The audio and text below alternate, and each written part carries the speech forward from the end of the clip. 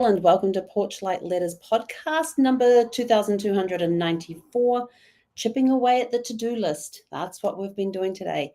I had a very early start this morning. My body woke up at 3 o'clock and said, it's time to get going. I was like, yeah, no. So I laid in bed and read for a little bit, but then got up to do the mastermind group's wake-up call, and I was actually on a whole hour early. It takes some adjustment to the time things. So I got on there a little early and then realized it was early. So popped out of there and came back an hour later. Then after that, it was breakfast with the folks. And then we worked out our list for the day. We went and did grocery shopping, which was really cool being back in a supermarket here in New Zealand again. And I have to tell you,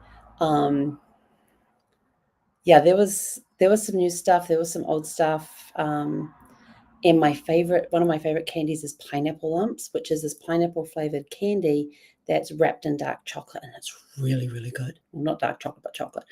And they have these things called, I think they were called squiggles, and it was pineapple lumps, but in a biscuit or cookie version. So I thought, that looks quite good. My dad's like, you don't need those. I said, I was just reading the label. I'm making a list. And one of the stores had the 1.5 litre bottles of my favorite soda, which is LMP, which stands for lemon and pyroa. It's a drink that is made from the water from the pyroa springs, and they added lemon to it. It's a very thirst quenching drink and very yummy. It's one of my favorite ones. I always have it when I first come home, and they had it on sale for 2 1.5 litre bottles for $3. Now, I'm sitting there looking at the shelf and go, well, hang on, here's a bigger bottle over here that's 2.25 litres.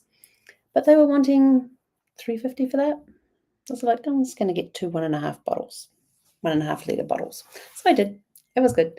What else did I see? I saw my favorite candies, the chocolates, the Manuka honey. Oh my gosh. I really should have. I said to my mum and dad, I said, I should take a picture and put this on my page, because people will know, some people in America will know what that means and get highly upset that they've been overcharged in the States. So here's the deal.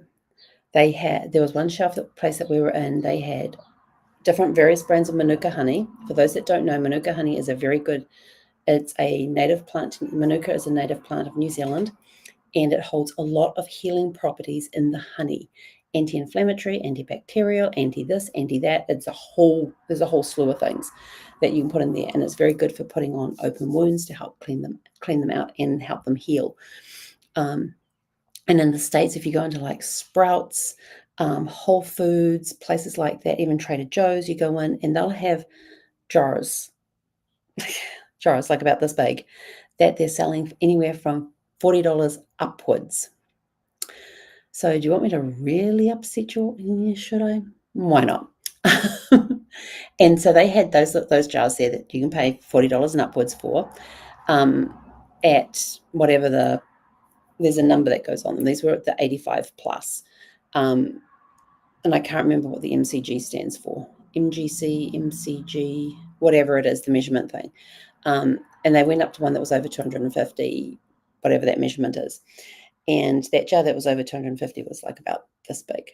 And it was $21 New Zealand, which would be about $14 US, maybe $10 US. No, not 10. About $13 to $14 US. Yeah, that was the most expensive jar of Manuka honey on the shelf. And some of the brands included were the brands that we get in the US. There you go. So I found that and I said, Mum says, look at this. I said, these jars here, they pay, they've got them priced for this in New Zealand and the US, blah, blah, blah, blah, blah. And my mum goes, that's just so ridiculous. And I says, yeah, I know. And so we got the grocery shopping done, came home, had a break. I got onto Zoom with my business partner, and we had a really good conversation, which is always good to do. And then we headed back out to get the errand, the settling in errands. So we went to one place, and I needed purple pens. So I found this was the only one that had the purple in it. So I got this pack with the purple, the pink. All these better be. Yeah, 2 purple, 2 pink, 2 orange, 2 apple green, and 2 sky blue.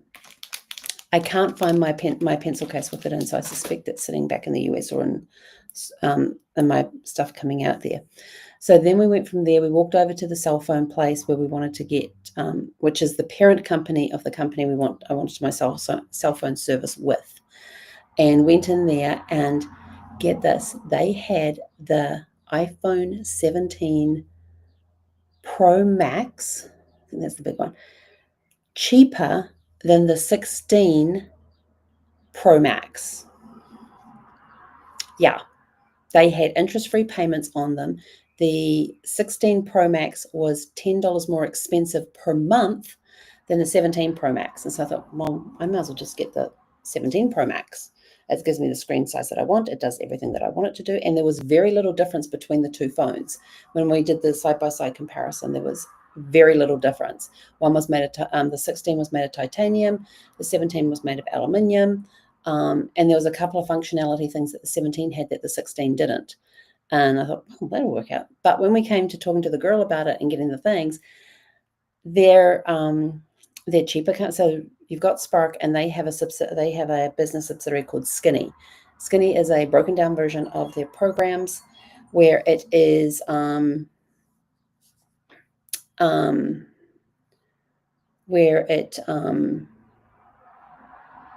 where you prepay everything.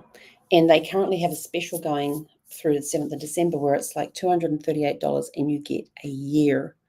It gives you a year of service. That and the minutes roll over every month. No, sorry, it's unlimited minutes, unlimited data, but the first 10 gigs is at full capacity, and anything you use after the 10 gigs is at reduced capacity.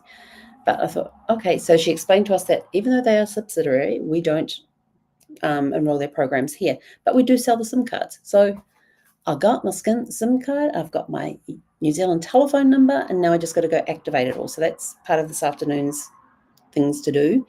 Then we went to, so did that. Then we walked around the corner to the New Zealand Automobile Association, because they issue New Zealand driver's licenses. So I went and explained that I just moved back from the States after 28 and a half years being in the States, and here is my Arizona driver's license, and here is my Arizona driver's license, and here is my New Zealand passport. What do I have to do to be issued a driver's license? And they said, were you ever issued a New Zealand passport? I said, driver's license. I said, yes. And she goes, okay, is this name that is on the driver's license passport the same as what's on your New Zealand driver's license? I went, no. She says, okay, we will need an original copy of your marriage certificate. And I was like, that could be a problem. She goes, why is that? I said, the packers accidentally packed it. Because when I went to get it, when I went to the lockbox to take everything out to bring with me, the lockbox was already packed. And I said, where is the lockbox that was here? And they go, oh, it's on the truck. I'm like, oh, I said, how easy would it be to get to? And they said, we don't know. Because the truck was like half full, but only part way up, not the full way up. And so I was like, oh. So I said, it's going to be 12 to 14 weeks before I get access to that. And they said, that's okay. On your US passport, on your US driver's license, you can actually drive in New Zealand for up to 18 months. I was like, yes. And so then I said, so I also need to get a copy of the road code. Now, the road code is a book, like a thick book that you have to purchase.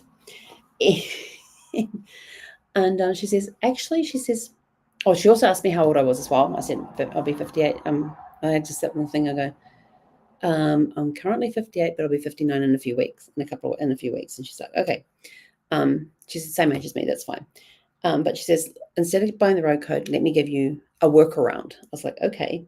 So she takes me over into the stands and she says, now, I know what this says on it, but the information will help refresh you. It's driving as a senior, a refresher on safe driving. But it's all the updated stuff is in here, like how you go around the roundabouts and who gives way to who and that sort of stuff. So I was sort of like, okay, I can work through that. And I said, and then if I just take the practice tests that are online, that should bring me up to speed. She's like, yep. and they got five, I think it is, practice tests online. So between reading that and taking the practice tests online, I should be okay to pass to get my New Zealand license as soon as my original marriage certificate arrives. They don't want a copy; they want the original. It's like, dang it. So after that, we came home, had lunch. Then you will notice that my back view is different from the past nights because I was sitting at this beautiful writing desk here, where the top folds down, and that writing desk was my grandfather's, my papa's, and my brother is actually inheriting it. And when he saw me using it, he says, "Don't you ruin my writing desk." And so I got concerned because I kept leaning on the desk, and so I said, "I need a table to go under there, and I need to go out and get a table to go under there that I can use later on as a craft table." Then we remembered that the table that I am now using is actually my table that has been sitting in my parents' living room for almost a year with the legs off, but behind my couch that's in there. And so what do? We rearranged the room. We got this. I'm now sitting in front of the window, so I get this lovely daylight on my face instead of the light. And so we spent most of the afternoon, which is why I got on late today, because we were just finishing up with everything. But we got the table in here to be able to use it as a desk, and it's so much more space. It actually, I think it's meant to seat 6. I would say 4 comfortably, 6 at a squeeze, because you have 1 chair at either end and 2 on each side. So now I'm sitting at my new desk. I got a new outlook. The window is directly in front of me, so I can watch all the comings and goings. The schools are now out because the kids have been going past on their way from schools to walk back home again or on their bikes. Some are in uniform, some are not. So those in uniform are in middle school and high school. Those that are not in uniform are usually primary school, and there are some classes in the high school that don't have to wear uniforms as well. So I just saw one of those walk past.